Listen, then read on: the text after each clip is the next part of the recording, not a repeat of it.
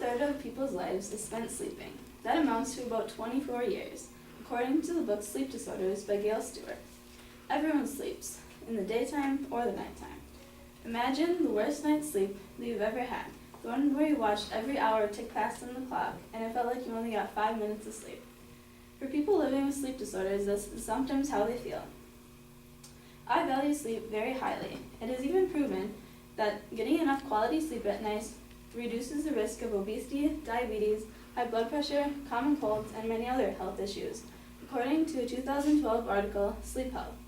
Sleep disorders are exactly what they sound like, disorders that disrupt the sleep that you get each night.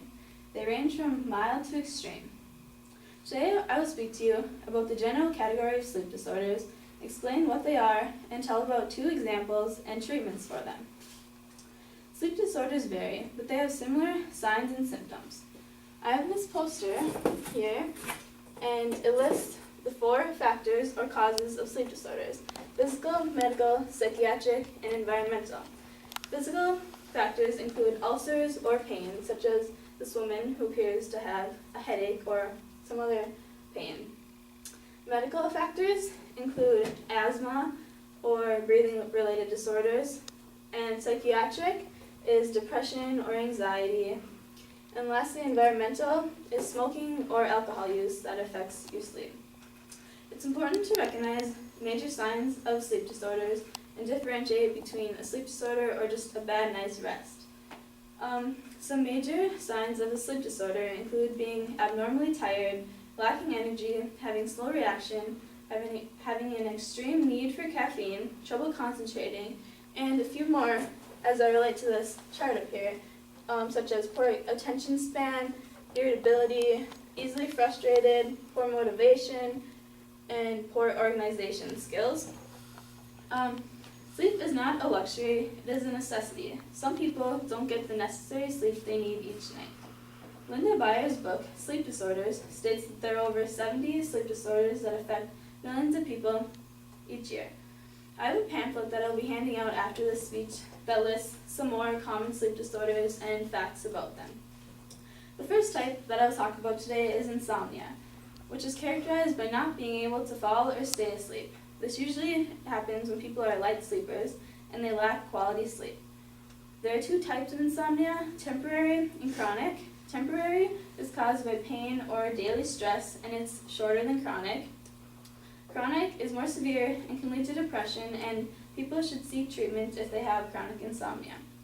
The second type of sleep disorder I will talk about is narcolepsy, which is uncontrolled sleepiness. It can happen while you're driving, talking, walking, or even giving a speech.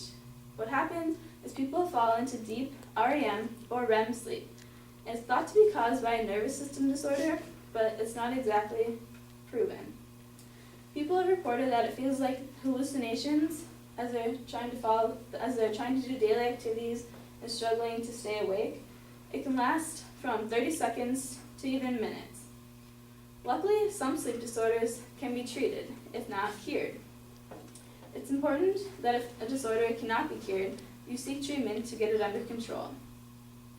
Sleeping pills are a common treatment, but they can be very addictive. They're only for prolonged bad night's rest, not just one bad night.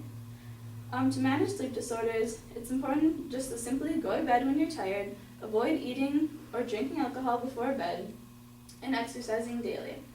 I have a chart here that shows companies that have fatigued workers and companies without fatigued workers, and the rates in healthcare costs, injuries, absenteeism, and operational injuries has more than doubled with companies of fatigued workers.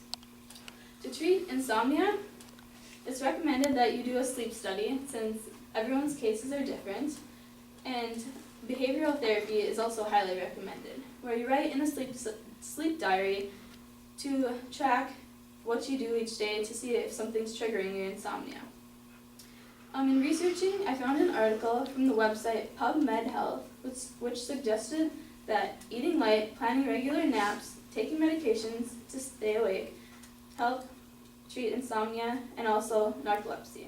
Narcolepsy has no cure, and it's best just to get it under control with better sleep habits since it is a chronic, lifelong disorder. Sleep disorders can be hard to deal with. There are various types ranging from mild to extreme. It's important to recognize the causes, 4 factors, the signs and symptoms of how to treat a sleep disorder. Narcolepsy and insomnia are a couple of sleep disorders that I explained to you that many Americans have. Imagine having a sleep disorder. How would you deal with it? I'm thankful for every wink of sleep that I get. Are you? I hope you enjoyed this presentation today, and as I mentioned, I have some pamphlets to inform you about facts about sleep disorders. Thank you.